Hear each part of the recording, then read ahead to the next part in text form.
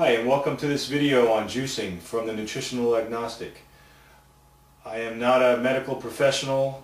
I claim no such thing. I am just a person who is trying to take care and be responsible for his own health, trying to share my experiences. So you should feel free to evaluate anything I share here on your own, research it on your own, talk about it with your own medical practitioner, especially if you're taking any pharmaceuticals or if you already have diagnosed conditions. That said, what I'd like to do is sort of spend a little time with you juicing, especially for those of you who haven't juiced before. I'm going to use my Super Angel juicer, which I introduced in the first video. This juicer has the gear style plant grinders, which do not create air in the juice, and so when I make the juice in this thing, I will be able to store it from what I have read up to 72 hours, although I normally try not to. I normally try to drink my juice within 24 hours, and sometimes the same day. So I have a spread of different greens. There are all kinds of recipes on juicing. You can get them on the internet. There are books on juicing. The original, the Mean Green, as it was called from the movie Fat, Sick, and Almost Dead. I used that for a while when I was doing the original Juice Fast, but I have just learned what I like. I've done different research on detoxing plants, etc. And for the most part, anything with chlorophyll in it is going to have some kind of antioxidant detoxifying effect. That's what's great. So I have all organic vegetables here. If you do not have organics, one of the main things that you want to remember is anything with a skin, especially citrus, you don't want to juice the skin. Whereas if it's organic, you can throw the skin in there. So I do have my own, well, not my own, but a vegetable wash that I use, which is 2 tablespoons baking soda, 2 tablespoons of lemon juice, a cup of vinegar, and a cup of water in those proportions. And you can spray this on the vegetables, let it soak into the skin, and it'll help neutralize some of the chemicals. Because my vegetables are organic, I choose not to wash them because there is a good chance of being some vitamin B12 on the surface from the bacteria they're exposed to and such. So I try to get the maximum benefit that way. I do understand there's a small risk, somebody might have mishandled it, etc. To date, as far as I know, I've never had a problem. So I'm going to use cucumber and a green apple because it has lower sugar than red apples. I'm going to use half of a lemon and some kale. I have some scraps from various vegetables that I have cut up, like the kale and parsley, etc. And I can throw these in a compost bin, but some of these stalks are pretty juicy, so I like to juice them. Even though I wouldn't normally eat them, they're great for juicing. So it's kind of a judgment call and experience on how much you're going to juice, because you'll see, depending on what you're juicing, a watery vegetable will juice up faster. So, like cucumber adds a lot of water. And this is my only objection to these organic vegetables, is that they have stickers on them. I can do without that. And I guess there's some practicality to the fact that they have to label them to sell them. Okay, so there are different philosophies as well on the order in which you juice things because it clogs up the juicer, etc. Again, I don't know that it's all that critical, but doing a watery vegetable following some really fibrous ones might be a good idea in this style of juicer. And the other thing I'm going to use too is I grew my wheatgrass, and that's one of the reasons why I'm using this juicer and why I got this juicer, because it juices wheatgrass. Not all juicers do. So, as a matter of fact, let's just start with that. Pull the wheatgrass out. And wheatgrass is interesting because the roots are pretty thick. This is pretty quick growing and very aggressive growing herb. I guess it's grass, so I have to cut it up in order to get in there. So I apologize, there's going to have to be some noise because of the juicer running, but I'll try to keep it to a minimum here. Okay, so let's start with the juice grass. with the wheatgrass. So the nice thing about some herbs, they just pull themselves through with this thing, and you'll see how the wheatgrass mostly does. When the roots, I may have to push it a little bit here. See, I didn't have to do anything. And there we go.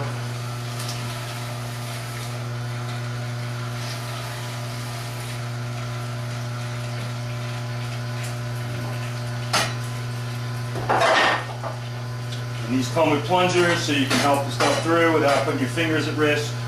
It's way down in there anyway, it'd be hard to touch it. Okay. Alright, so I'm going to pause that. Just a quick note, so after you're done juicing, the juice will be in one container and then the other one gets the pulp, and the pulp is great for the compost pile. Okay, so I'll quickly chop up my apple. I don't juice the core on apples because they say that there is, I think it's cyanide in the seeds, in the apple seeds. So I just save that and compost it or feed the core to the chickens, and they just eat up what's left of the apple. Okay. Alright, so I'm going to put the apple through and the cucumber through now.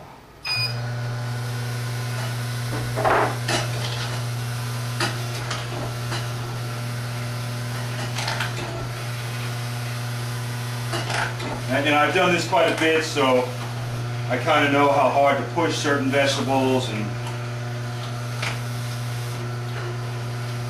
all those things that, like everything else, you learn from experience. Okay, so now the cucumber. So the big, fat, juicy vegetables do not necessarily pull themselves through. That's why I'm helping it. Now I'm going to hold some of the cucumber to help wash through after I put some of the kale through here. All right, so I'll take some of the kale stalks. Put those in there.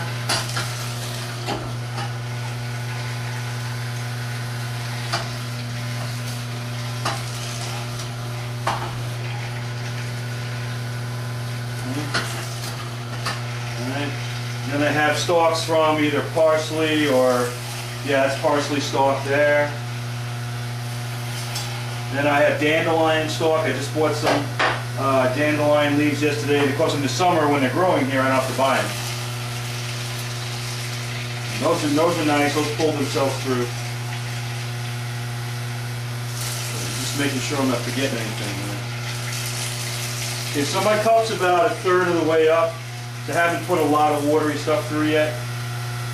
I also saved some of the tails for my broccoli, because those add some juice.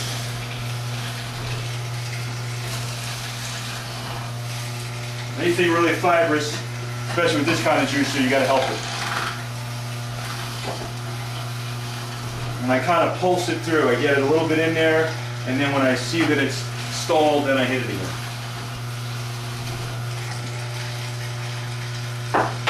Alright.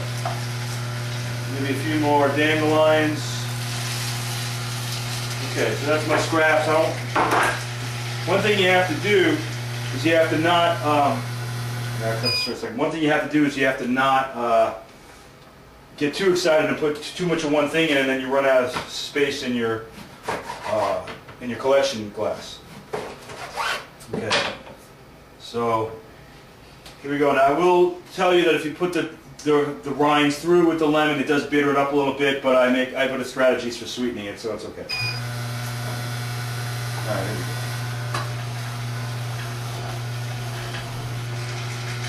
Lemon through the juicer.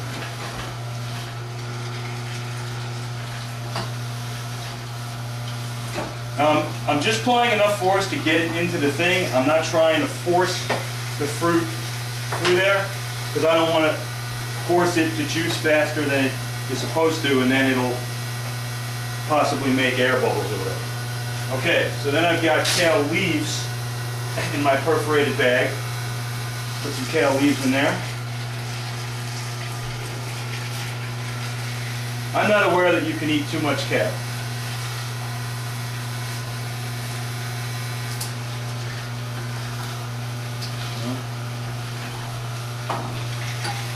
And you can see, I don't know if you can see this collection cup, it's only halfway full. So again, unless you're putting really watery vegetables, you can get quite a bit in before it becomes a concern with volume.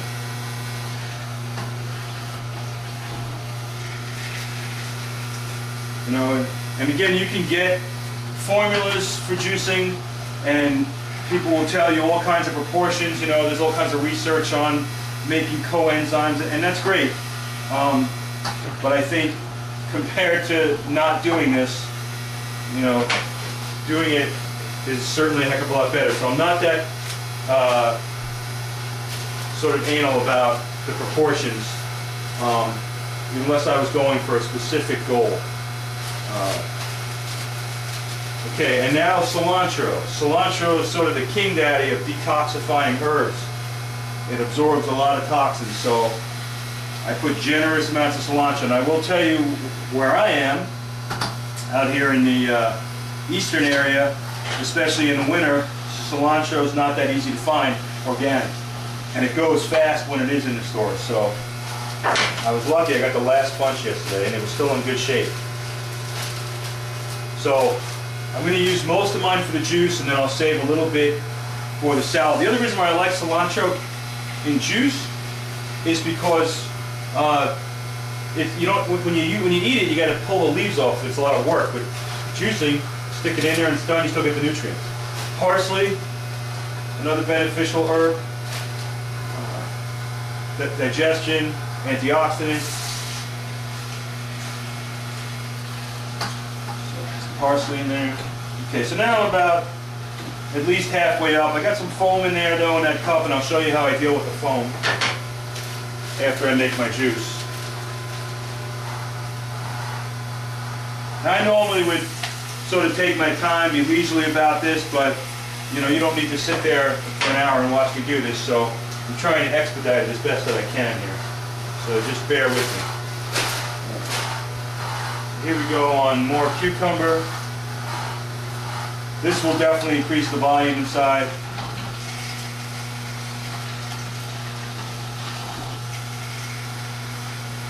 My collection, one of the great things about this style of juicer is it really does such a great job that it creates a lot of dry pulp.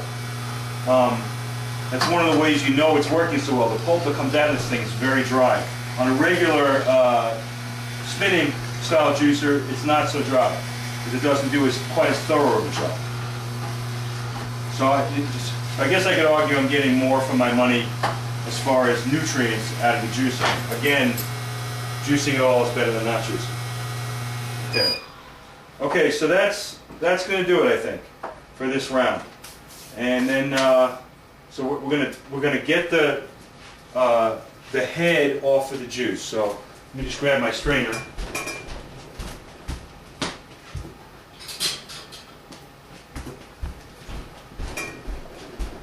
All right, so the way I do it is I have a second measuring cup.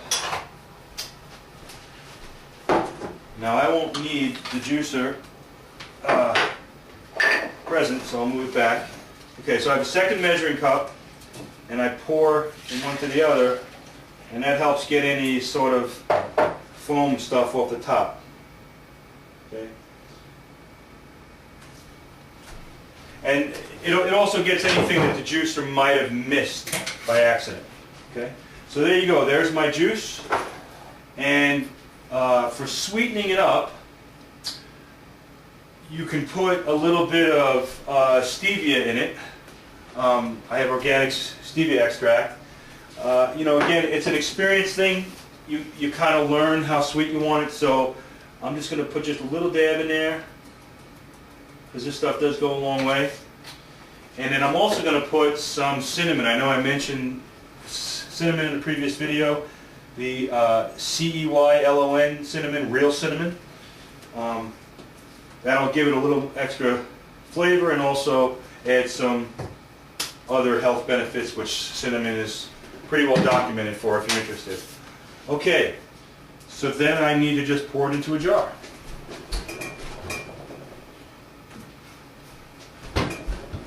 Now I have